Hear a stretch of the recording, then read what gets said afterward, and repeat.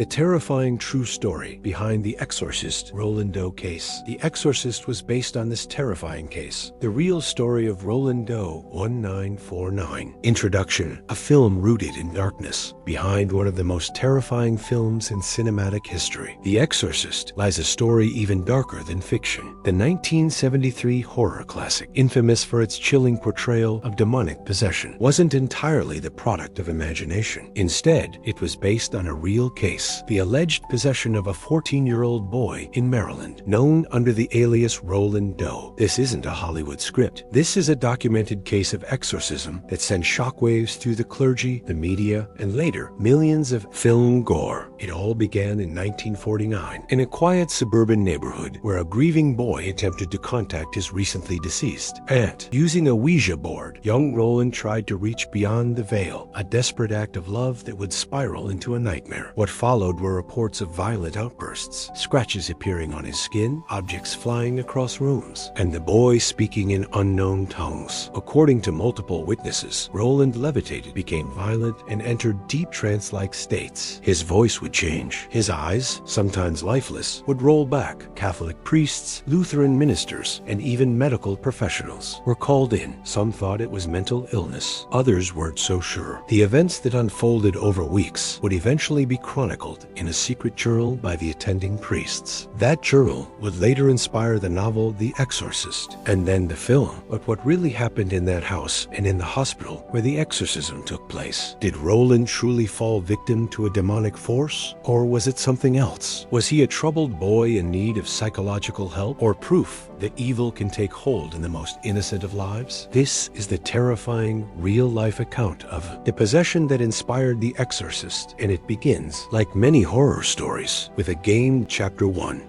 The Ouija board and the invitation. It all began with a simple gesture of grief. A boy reaching out to the afterlife in search of someone he loved. In early 1949, Roland Doe, a quiet, introspective 14-year-old boy living in a Washington, D.C. suburb, was struggling with the loss of his beloved Aunt Harriet. She wasn't just a relative to him. She was his closest companion, his mentor in spirituality, and perhaps most significantly, the one who introduced him to the mysterious world of the occult. It was Harriet who gifted him the Ouija board. It was their secret game, a harmless ritual Roland thought to communicate with unseen realms. But after her passing, that game turned into an obsession, a desperate ritual to reconnect. Grief makes us vulnerable. It creates cracks in our emotional walls, cracks that some believe can let things in. Roland began using the Ouija board frequently after Harriet's death, often alone in his room, fixated on trying to hear from her again. At first, nothing happened. The planchette moved occasionally, slowly, as if teasing him. Then, one night, it began to move with purpose. The letters spelled out words that felt familiar. He was convinced he was speaking with Harriet. The board responded to personal questions, and Roland found comfort in this strange, ethereal communication. But that comfort wouldn't last. Shortly after these intense sessions, strange things began happening around the house. The family heard scratching sounds, not from the attic, but from the walls, as if something was trying to claw its way out. The floorboards creaked with heavy steps. When no one was there, a painting fell off the wall with no cause. Then, the real terror began. The bed shaking in the middle of the night, Roland crying out that invisible hands were grabbing him, cold gusts of wind blowing through closed rooms. At first, the family suspected rodents or faulty wiring. But when they witnessed a chair levitate and crash down inches from the boy, doubt turned to fear. Roland's behavior changed too. The once shy boy became aggressive, moody, and withdrawn. He started speaking in guttural tones, often muttering in Latin, a language he had never studied. Crosses on the walls began to rattle when he entered a room. At school, he got into fights. At home, furniture was overturned with no explanation. His parents watched in horror as scratches began appearing on his skin, fresh wounds forming before their eyes, often spelling out words like hell and evil. The family doctor found no medical explanation. The Lutheran minister the family turned to was stunned by what what he saw and recommended. Something far more extreme, an exorcism, whether it was a troubled child descending into a psychotic break or a case of demonic possession. One thing was clear, something had entered Roland's life through that board, something dark. The Ouija board, once a toy of curiosity, had become a gateway, and whatever Roland invited through wasn't ready to leave. Chapter 2. The first signs of possession. After the initial disturbances in the house, Roland's condition worsened in ways his family could never have imagined.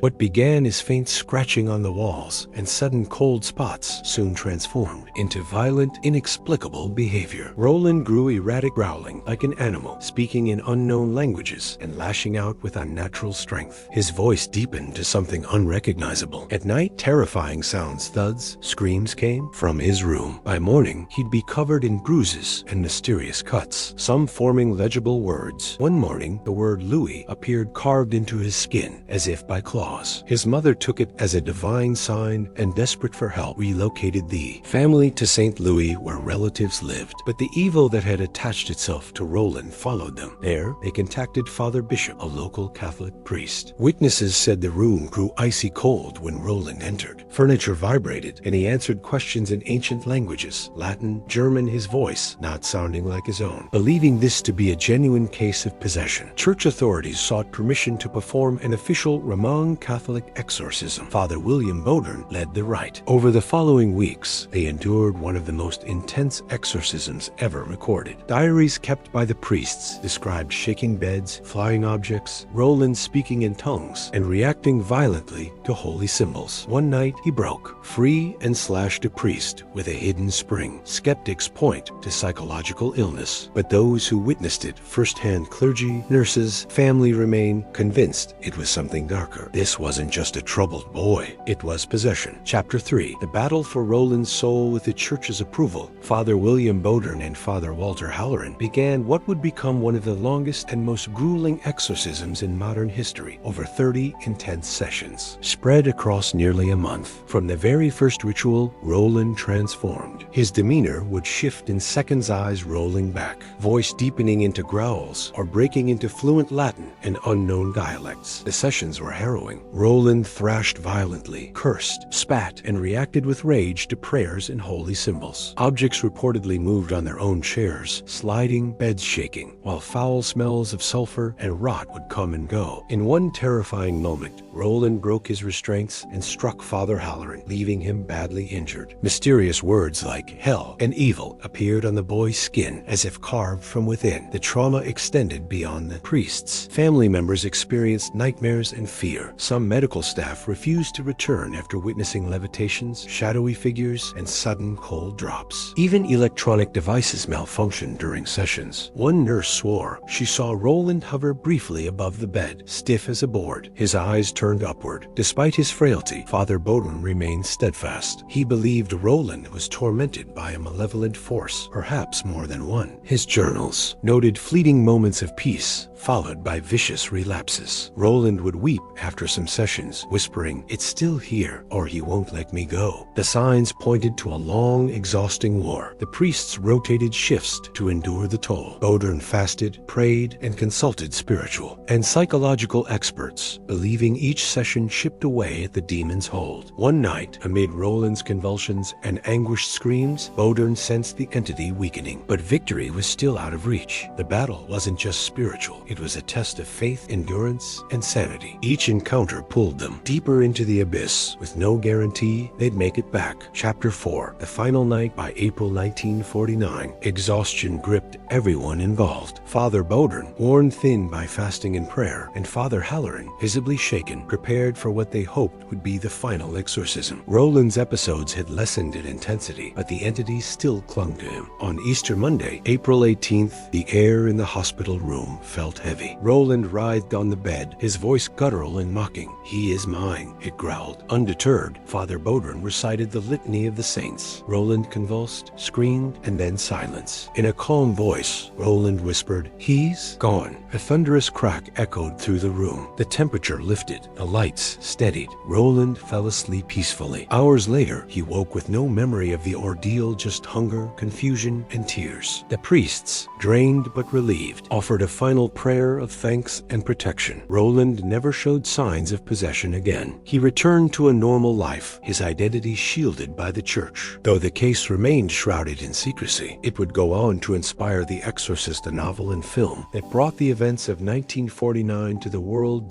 To this day, the truth behind that night is debated. Was it mental illness, religious hysteria, or something truly demonic? The answer, perhaps, still lingers in the shadows. Conclusion: beyond the shadows, the story of Roland Doe is more than a tale of possession. It's a chilling reflection on the fragile line between belief and reality. What began as a child's attempt to contact a loved one spiraled into one of the most documented exorcism cases in American history. For weeks, Roland became a battleground, his body tormented, his soul seemingly under siege. Beyond the levitations and guttural voices lies a deeper truth. This case was taken seriously by the Catholic Church, with priests, doctors, and witnesses all recording what they saw. Whether it was genuine possession or misunderstood psychological trauma, the intensity of their accounts speaks volumes. Skeptics argue it was mental illness or hysteria. Believers point to unexplainable scars, levitation, and Roland's sudden transformation. Either way, his story left a lasting cultural mark, inspiring The Exorcist and renewing public fascination and fear of demonic possession. Roland's identity remains secret, but his experience continues to be studied, debated, and retold. Was it a dark force or a troubled mind? The truth remains elusive, but one thing is certain: Roland survived, and in doing so, became the face of one of the most haunting mysteries of our time.